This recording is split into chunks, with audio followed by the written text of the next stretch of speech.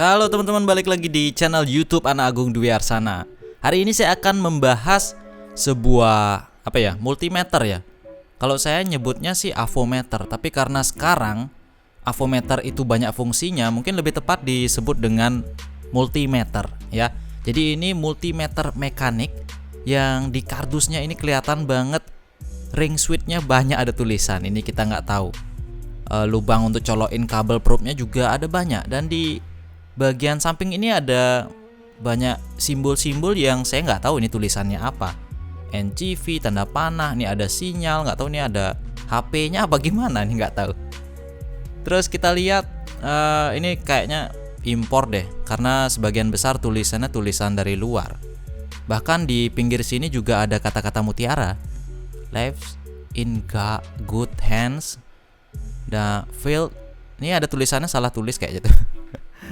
Ada yang nggak ya? Ini ada tulisan voice broadcast. Ini nggak tahu maksudnya voice broadcast ya. Kayak gimana? Kita akan langsung aja cek avometer atau multimeternya seperti apa. Jadi multimeter ini saya beli di Shopee gitu ya. Nama tokonya adalah Online Store.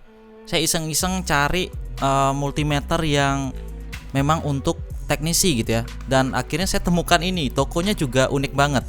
Ternyata di tokonya itu memang khusus menjual peralatan untuk teknisi.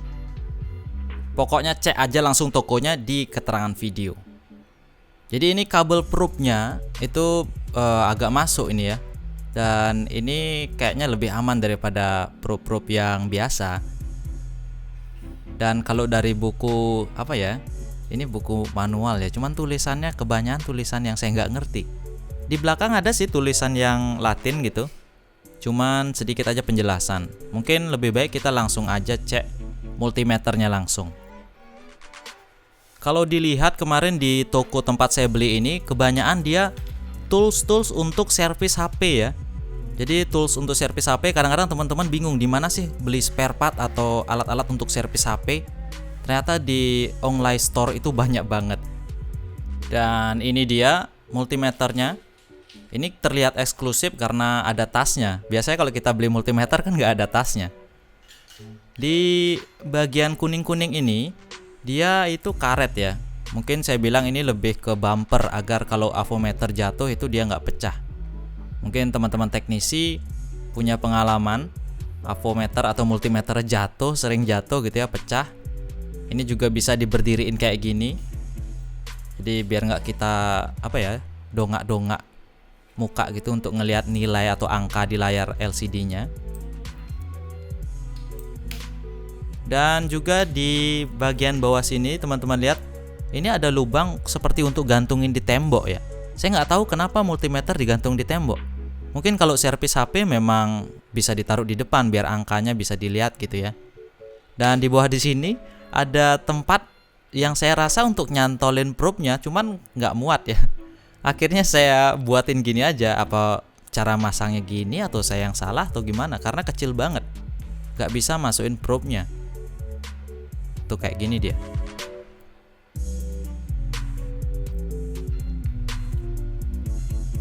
Kalau saya servis elektronik gitu ya, servis TV entah apa itu jarang banget saya berdiriin avometer atau multimeternya. Lebih sering saya tidurin kayak gini. Karena saya merluin multimeternya harus bergerak kemana-mana ngikutin saya gitu.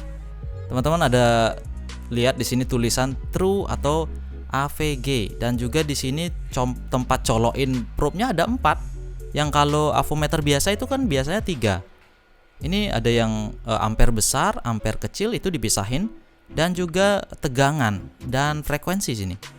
Tegangan, hambatan, dioda, kapasitor bahkan bisa dibaca dengan multimeter ini gitu ya. Jadi kita nggak perlu beli ESR meter untuk bisa membaca banyak hal, banyak komponen menggunakan satu avometer ini. Ada suaranya.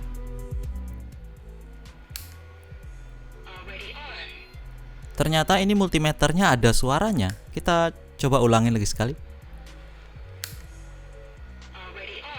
Ini nggak tahu dia suaranya cuma pada saat nyala atau nanti bakalan suara waktu ngukur. Kita akan coba Ini ada tulisan NCV yang saya belum pernah dengar, belum pernah nyoba. Ini ada ring switch dengan apa ini ya, satuan NCV itu apa?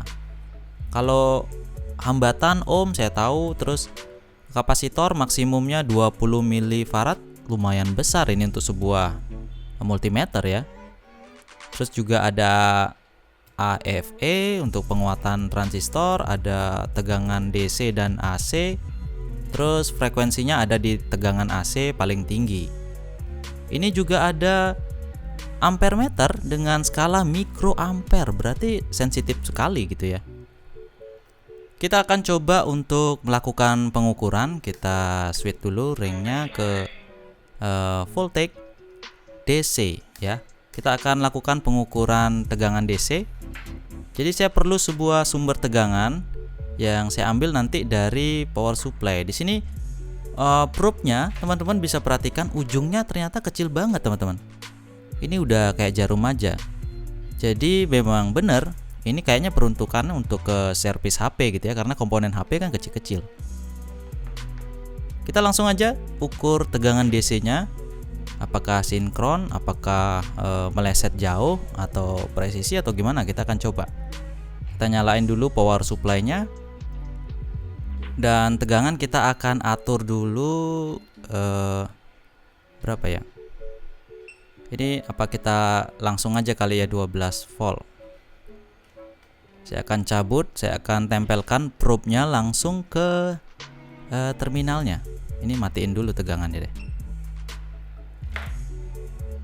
Kita akan ukur 12 volt di power supply terukur 11,95, jadi 0,0 sekian lah. Cuman di power supply-nya sendiri juga pengukurannya drop ya, 11,9 sekian. Kita akan ubah tegangannya.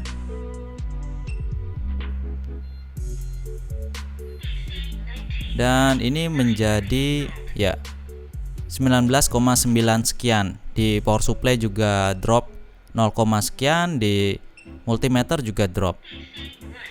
Kita gunakan tegangan 1 volt. Ternyata di sini di multimeter sama 0,01 ya. Meleset kecil banget. Itu saya nggak tahu ada hambatan probe-nya kah atau memang nilai toleransi dari multimeternya.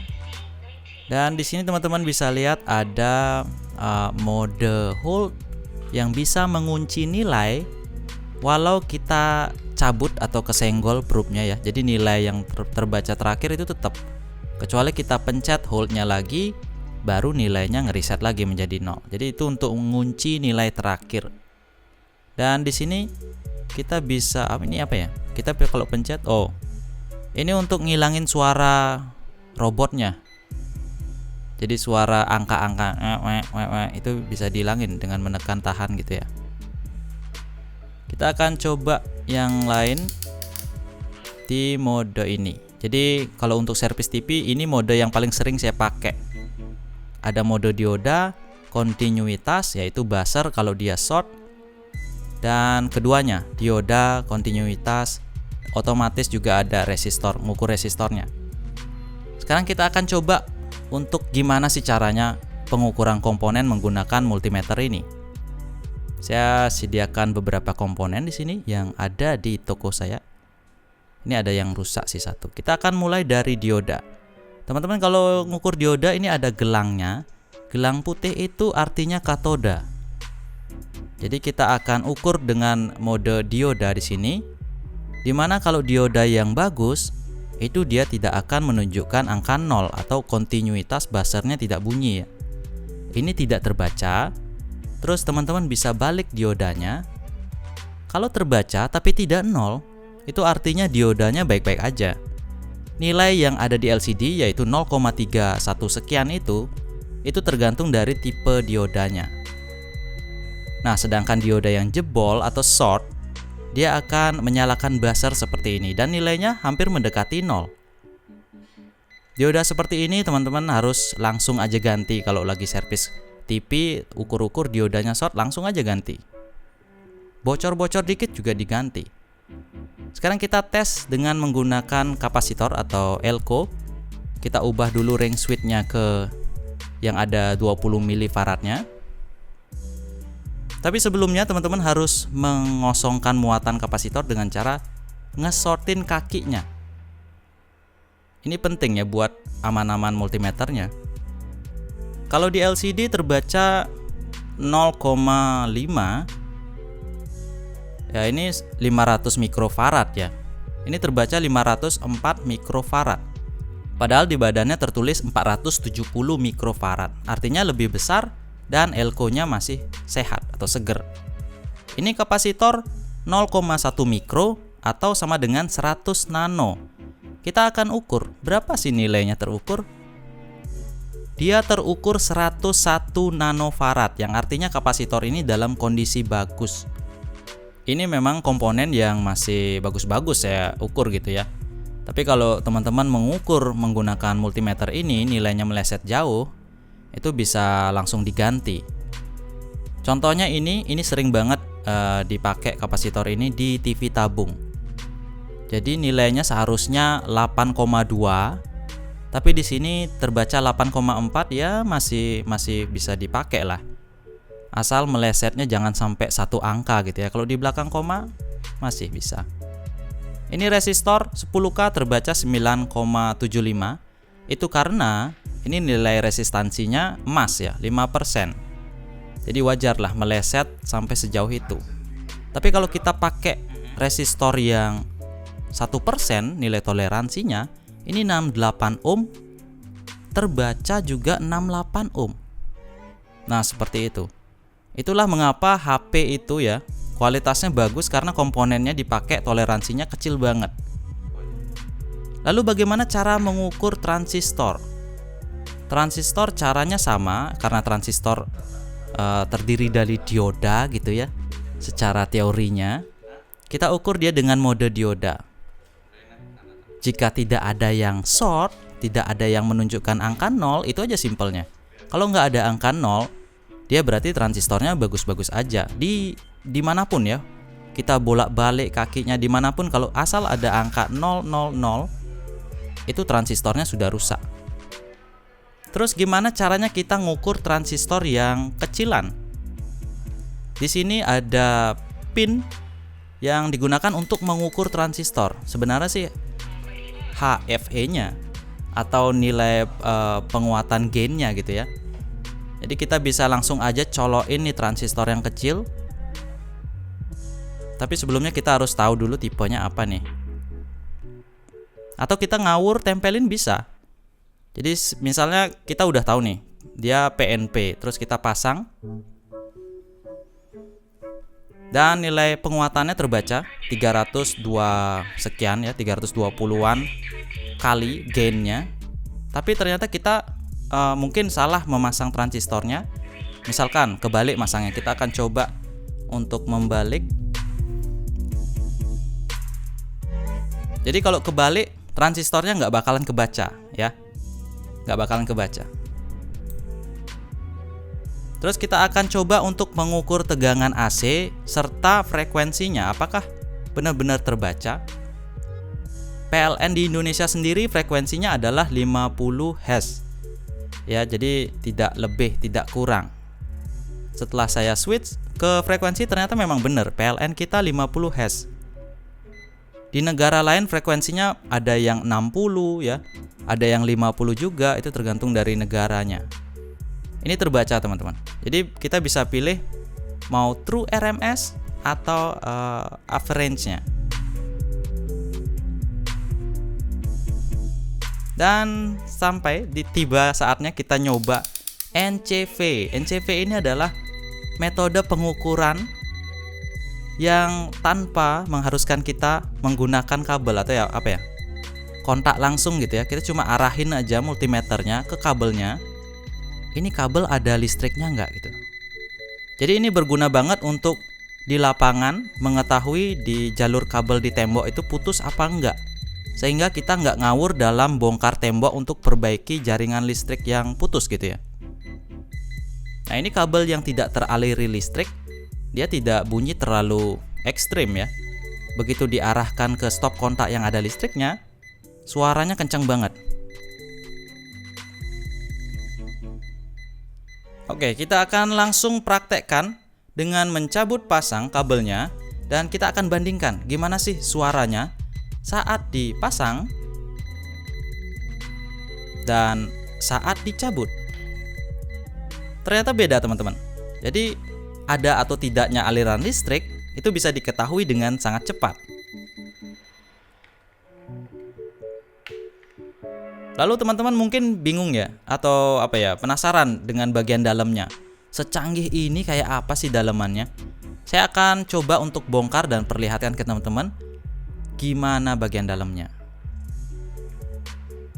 Iya, ternyata simple banget. Ya, rata-rata seperti multimeter pada umumnya lah. Di sini terminal baterainya tidak menempel ke PCB, ya itu bagus. Jadi pada saat bongkar itu gampang jadinya. Terus di sini ada kawat. Jadi dia menggunakan metode R-SAN sebagai pembacaan arusnya. Jadi dia melakukan pembacaan tegangan jepit. Dan juga ada 2 buah fuse sebagai pengaman. Lalu saya akan coba lihat bagian depannya. Oke, di bagian depannya nggak ada apa-apa. Ini brush untuk brush ya. Sikat tembaganya bagus dari 2 sisi sehingga tidak gampang patah. Saya punya multimeter yang 1 sisi aja gampang banget patah. Nah, ini dia tampilannya. LCD-nya sudah diklem. Tidak ada komponen apa di bagian atas. Lalu di bagian bawah, nah bisa dilihat di sini. NCV-nya mana antenanya? Ini kayaknya di bagian atas nih ada tembaga yang bentuknya aneh ya. Itu mungkin berperan sebagai antena. Terus di sini dia memasang resistor dengan nilai toleransi yang kecil banget. Saya rasa itu untuk melakukan pengukurannya yang lebih detail, makanya ada beberapa resistor. Terus di sini ada header, ya ini mungkin untuk ngeluarin data atau mungkin untuk buat pabriknya memprogram multimeter ini. Biasanya header untuk program sih. Terus di bagian bawah sini juga kita bisa lihat ada resistor dengan toleransi yang sangat kecil ini. Mungkin untuk pengukuran ohmnya atau pengukuran apa gitu ya. Dan kita akan rakit lagi multimeter ini. Cukup rapi teman-teman. Nah teman-teman, itu dia tadi review saya tentang multimeter ini yang ring switch-nya cukup lengkap dan desainnya juga bagus ya. Ada fitur NCV yang saya baru tahu, ternyata bisa ngukur kabel. Saya baru tahu nih beneran, bisa ngukur kabel tanpa harus menyentuh kabel. Hebat bener. Padahal dalemannya simple ya. Kita bisa membantu kita dalam instalasi listrik. Kalau kabel putus, nggak usah bongkar-bongkar instalasi. Dan juga pembacaan arus listriknya ya, DC dan AC. Jarang banget ada multimeter biasa gitu ya, yang bisa baca arus AC dan DC. Ini juga pembacaan kapasitornya tinggi banget, maksimum 20 milifarad, bukan mikrofarad ya. Milifarad. Nah itu dia teman-teman. Kalau kalian tertarik dengan multimeter ini, silahkan cek di mana saya beli, linknya ada di keterangan video. Langsung aja, itu lengkap banget. Tools untuk teknisi ada semua di sana. Oke? Saya Dwi Arsana, sampai jumpa.